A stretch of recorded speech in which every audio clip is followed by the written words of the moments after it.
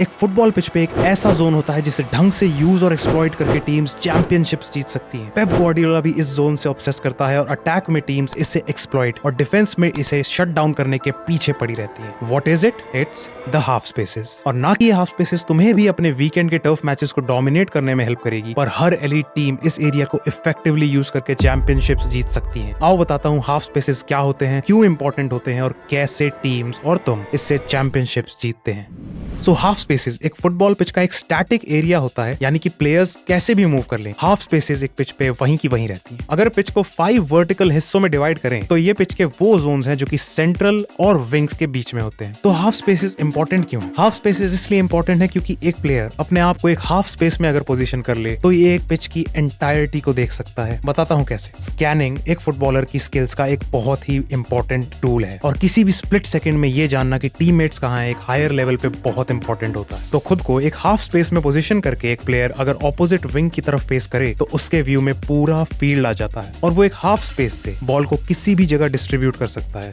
May it be wings और it be centre, क्योंकि एक हाफ स्पेस से काफी सारे पासिंग एंगल्स भी खुल जाते हैं। बाकी जोन्स में क्या दिक्कत आती है? सो विंग्स की ये दिक्कत होती है कि वहां से जाने के लिए सिर्फ एक ही डायरेक्शन होती है जो कि है अंदर, unless you want to go backwards of course. Centre को हर टीम अपनी जान की तरह प्रोटेक्ट करके रखती है एंड वहां से प्रोग्रेशन भी हार्ड होता है और ऑप्शंस को देख पाना भी। बट हाफ स्पेसेस ये प्रॉब्लम आसानी से सॉल्व कर सकती हैं एंड इसीलिए हाफ स्पेस एक्सप्लॉइटेशन और उनका use is very very important in football. पर अगर ये पॉइंट हमें भी पता है तो ये हर एलीट मैनेजर को भी पता होगा। तो क्या हर टीम इस एरिया का एक्सप्लॉइटेशन एम करती है? Well, the short answer is yes. तुम्हें दिखता नहीं होगा बट हर टीम करती है एंड इतना इंपॉर्टेंट एरिया है तो डिफेंडर्स शट डाउन क्यों नहीं कर लेते? सो वेल, इसका आंसर ये है कि हाफ स्पेसेस का एक और इंपॉर्टेंट बेनिफिट है अटैकिंग टीम्स के लिए। एक टीम एक टाइम पे सिर्फ एक हाफ स्पेस को शट डाउन कर सकती है डिफेंसिवली, जो कि बॉल साइड है। अगर ये टीम दोनों हाफ स्पेसेस को एक साथ शट डाउन करने की कोशिश करती है तो डिफेंडर्स को थोड़ा सा स्प्रेड आउट होना पड़ता है, जिससे कि सेंटर इफेक्टिवली शट डाउन नहीं हो पाता, which provides a huge risk. और तो और अगर हाफ स्पेसेस और सेंटर को भी शट डाउन कर लिया इफेक्टिवली तो वो टीम्स विंग्स पे एक्सपोज हो जाती हैं एंड वो विंग्स खाली हो जाते हैं अटैकिंग टीम से एक्सप्लॉइट होने के लिए। और अगर टीम शिफ्ट ओवर करती है किसी विंग को भी इस तरह से शट डाउन करने के लिए तो अपोजिट फ्लैंक की हाफ स्पेस और वो अपोजिट फ्लैंक पूरा खाली छोड़ना पड़ता है। And that's why